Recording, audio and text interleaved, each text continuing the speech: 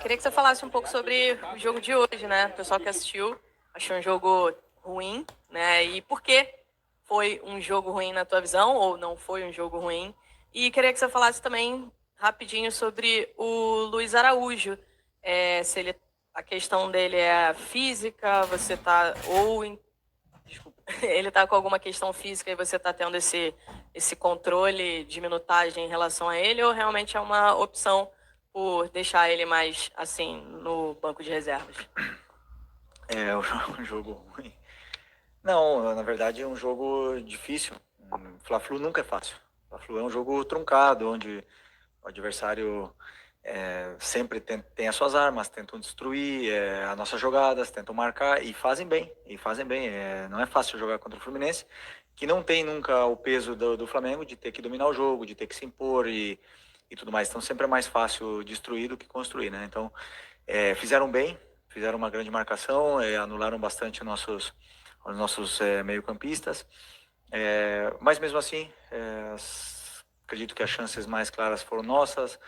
A maior parte do volume do controle do jogo foi nosso. Eu não lembro de uma chance assim clara deles. E é só o primeiro dos jogos contra o Fluminense que nós vamos ter durante o ano, que vão ser vários jogos contra eles. Então, como eu falei, nunca é fácil. Valorizo bastante o esforço dos meus jogadores e tudo que aconteceu durante o jogo, as adaptações, as mudanças e tudo que eu pedi eles fizeram. E principalmente é isso, até o final do jogo todo mundo correndo e todo mundo se entregando, nunca ninguém fazendo algo que não deveria fazer, fazendo algo por sua conta, assim, não todo mundo pensando na equipe. Isso para mim é o que mais importa.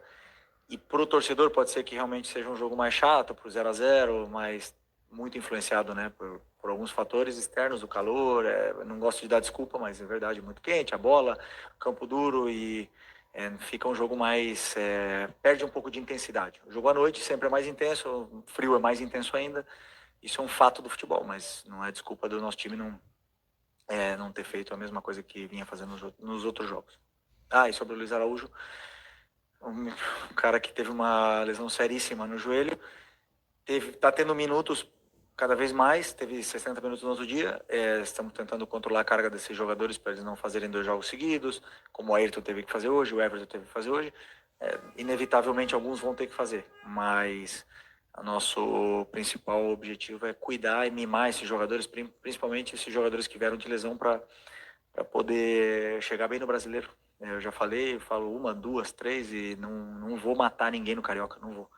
E se isso custa meu trabalho, azar. Eu vou pensar mais para frente, vou querer ganhar o Carioca, não vai servir de desculpa para nada, porque com o time que eu sempre falo, com jogadores que vão jogar mais do que suficiente para poder ganhar. Felipe, boa noite. Emanuele Ribeiro, do GE. Globo. Você falou sobre esses fatores que influenciaram talvez esse jogo chato para o torcedor. Um desses fatores que a gente comentava aqui antes é a falta que fizeram De La Cruz e Arrascaeta, que foram poupados para esse jogo de hoje.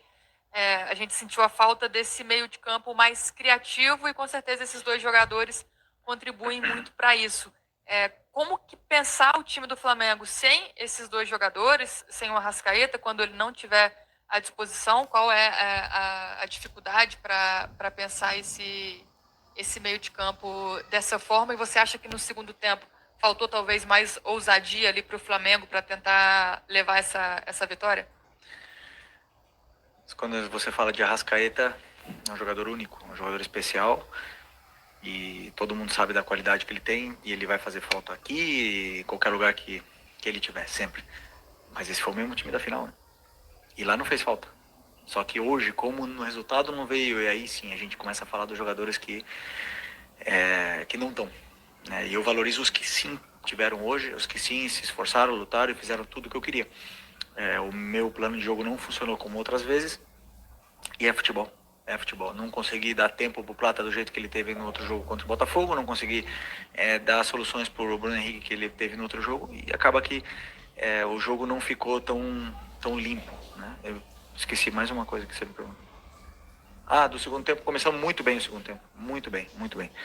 No segundo tempo a gente começou em cima deles, criando chances e é claro que tem ajustes que temos que fazer, mas não acredito que tenha faltado ousadia. Tem sim mérito grande do Fluminense em poder defender, em ser muito agressivo na marcação, fazer bastante faltas e pararam bastante o jogo, e isso é mérito deles.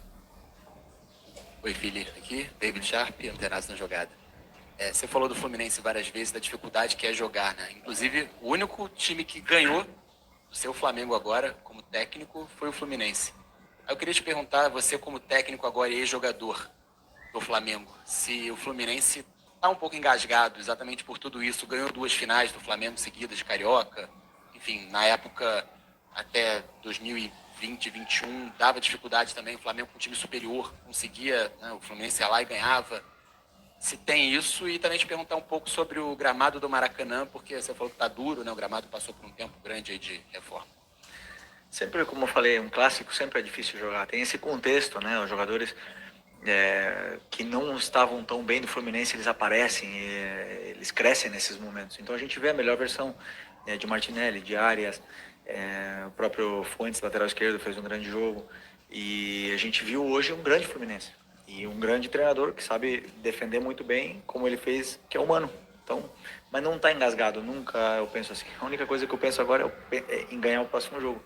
E assim eu vou para frente, pensando para frente, não fico remoendo e nem tentamos, como eu falei. É a primeira vez que a gente joga contra o Fluminense durante o ano, e vão ser mínimo 4, né? Ou é por aí. Então vão ser várias vezes, já foram outros anos que foram 6 vezes, e a gente já se conhece bem, os jogadores se conhecem bem, então sempre é um jogo difícil, e é para os dois lados. Pode ter certeza que para eles também foi complicado, mas sempre vamos querer ganhar um Fla-Flu, que é um jogo histórico. Outra coisa. O gramado, não. É uma briga eterna. É uma briga eterna. Assim, eu entendo, é muito quente. Para cuidar de um gramado não deve ser fácil. Mas temos que pensar nos jogadores, temos que sempre fazer esforço, e se custar mais caro um investimento, temos que fazer um investimento. E se tiver que trocar o gramado em algum momento e fazer um investimento alto, tem que fazer um investimento alto, porque é fundamental para o espetáculo, né? Aqui no Rio de Janeiro o clima é extremo. É para os dois lados, todo mundo pode falar, mas na verdade o telespectador fica isso, um jogo mais chato, fica um jogo mais truncado, a bola quica muito e é prejudicado todos. Felipe, boa noite. Gabriel Reis, canal Paparazzo Rubro Negro e Revista Placar. Hoje completavam 6 anos que os meninos não estavam mais com a gente. Eu queria que você relatasse como estava a sua cabeça pensando nesse dia, nesse jogo aqui no Maracanã, num dia tão triste. Uma outra questão, se você não quiser falar sobre isso, eu te respeito. O apresentador e ex-jogador Neto, ele falou com muito desrespeito sobre o falecimento desses meninos ontem na televisão, e ainda falou que o Flamengo mandou o Hugo Souza embora porque o Flamengo é um clube porque ele era negro, chamou o Flamengo de um clube racista com todas as letras. Eu queria te dar a oportunidade, porque você está aqui há 6 anos, além de tudo é rubro-negro, mas está aqui há 6 anos e viu como as coisas acontecem aqui. E você pode trazer a verdade. Fique à vontade de falar sobre isso. Sobre os meninos, uma data que temos que lembrar, como eu falo sempre, né? Eu jamais vou esquecer, jamais. E eu não estava aqui, mas eu sinto muito esses meninos aqui no ninho, a presença, cada vez que eu entro ali. Hoje de manhã até falei com 2 pais, pai do Bernardo e do Christian, e tem uma conexão. Então, assim, é importante que eles sejam lembrados. Eu acho que os pais, eles querem isso, né? Que é importante para o pai saber que o clube está cuidando com carinho desse assunto, que não aconteceu e pronto, vamos esquecer. Não podemos esquecer. Temos que lembrar que esses meninos, eu falei, vieram aqui atrás de um sonho e não saíram, né? Voltaram para casa num caixão. Isso é muito triste para quem é pai. E é uma data que temos que lembrar deles, né? A torcida sempre lembra, e é importante que eles sejam lembrados.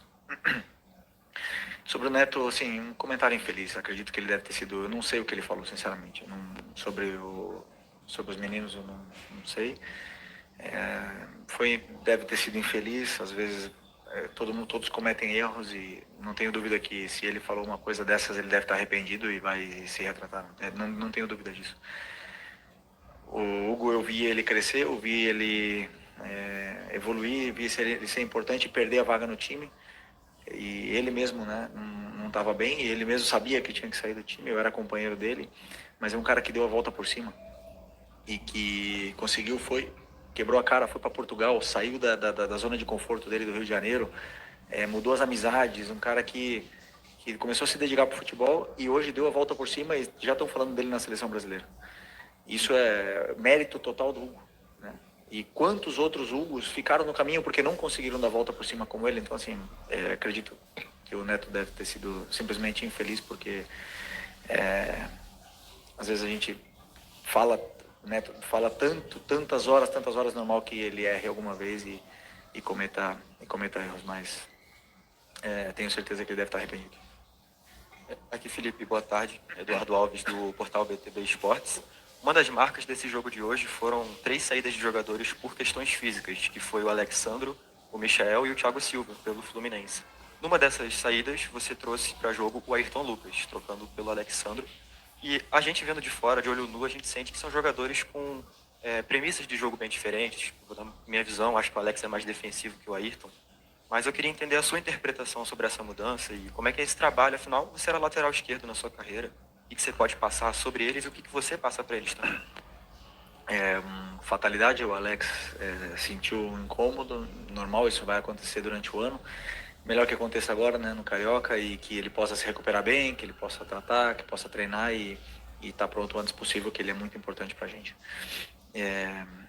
E o Ayrton entrou e eles têm a mesma função no campo, né? Os dois têm que atacar quando eles devem atacar, eles têm que passar quando eles têm que passar e tem que marcar quando tem que marcar. Então eles dois têm a mesma função, absolutamente igual. Então o que eu peço para o Ayrton é a mesma coisa, absolutamente a mesma coisa que eu peço pro Alexandre. Um tem mais facilidade do que o outro em fazer determinadas funções ou executar conceitos, mas a concorrência é deles, né? Eu hoje optei por começar com o Alexandre, mas sempre que o Ayrton entra, ele também é um jogador importante. Espero que ele possa se sentir cada vez melhor na equipe.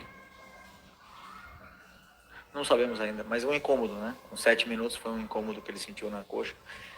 Não sabemos ainda se é lesão ou não, amanhã devemos ficar sabendo. Mas o Alex é um cara que se conhece bem, então não quis correr riscos. Boa noite, Felipe. Léo José do Coluna do Fla. Essa primeira janela de transferências, ela se fecha no dia 28 de fevereiro, né? O Flamengo já contratou o Danilo e também o Juninho. Só que agora, recentemente, emprestou o Alcaraz.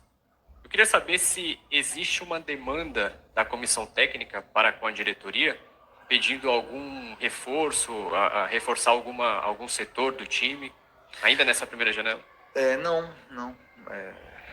Estou absolutamente feliz com o grupo que eu tenho na mão, o elenco que eu tenho na mão. Mas claro que sempre atento às oportunidades de mercado. Tenho conversas diárias com o departamento de scout, com o Boto, sobre jogadores, sobre possíveis saída e entrada de jogadores, e esse é um assunto interno, mas não pedi ninguém. Okay. Fala, Felipe. Rafael aqui do BarbaCast. Na entrada do time, né, os reservas geralmente entram com uniforme, não com uniforme de jogo, né, uniforme de treino, sei lá, de aquecimento. E o Ayrton, eu percebi que ele entrou com uniforme de jogo. Havia alguma suspeita, alguma coisa em relação ao Alexandre no começo, ou foi só coincidência mesmo? Porque o Alexandre saiu rápido, enfim. Não sabia disso. Não tinha nada. Se o Alex tivesse relatado algum desconforto, algum incômodo durante a semana, com certeza ele não estaria em campo hoje. Mas não, ele falou que foi um gesto onde a perna dele ficou presa na perna do outro e uma coisa assim. Então, ele vai poder explicar melhor do que eu. Eu não sabia desse assunto do Ayrton, né? Talvez estava prevendo que ia entrar, não sei. Mas não. O Alexandre entrou no campo 100%. Felipe, aqui, Luda Flá TV. O quanto que você entende que esses jogos, ainda esses próximos clássicos, ainda seguem como jogos de preparação para o Flamengo, né? Que ganhou uma Supercopa, foi um jogaço e gera toda aquela empolgação. Mas o quanto que você entende que esses jogos vão ser importantes para a sequência dessa preparação? Você acabou de falar aí no objetivo de Campeonato Brasileiro e tudo mais, para que os jogadores cheguem na sua plenitude. E o quanto que esses clássicos agora próximos vão servir como boas métricas para você também como treinador? Eu sempre penso que o jogo ele é um guia, né, para a gente ver onde estão os problemas e atacá-los e corrigir esses problemas cada vez mais e o time ir evoluindo, né, nessa curva. E às vezes os jogos que são mais difíceis como hoje são os que mais te dão pistas, né, da onde a gente deve melhorar, o que mais. Então, como eu falo, jogar é o maior guia que você tem, porque muitas coisas acontecem que não acontecem no treino. Sobre usar como preparação é o seguinte, o que eu falo, eu não vou dar sequência de jogos, de 4, 5 jogos para os jogadores agora no começo do ano, porque eu quero que eles façam essa curva e eles estejam no ápice da performance no começo do brasileiro e consigam manter durante toda a temporada. Sem nenhuma dúvida, jogadores vão se lesionar, jogadores vão ter incômodos, vão sair do campo, não tenho dúvida disso. Isso aí sempre acontece, todos os anos em todas as equipes do mundo. Mas eu quero tentar chegar o melhor possível com todo o elenco para o começo do brasileiro. E isso quer dizer que eu vou abrir mão do Carioca? Não vou abrir mão do Carioca. Eu quero ganhar, quis ganhar do Fluminense hoje, quero ganhar do Botafogo, quero ganhar do Vasco e das fases finais também. Então é importantíssimo que a gente cuide desses jogadores, mime eles, que eles estejam o melhor possível para quando começar realmente a sequência de jogos aí sim. Quando começar a sequência de jogos aí não dá mais para parar. E é importantíssimo que a gente esteja preparado. Show. Obrigado. Tchau, pessoal.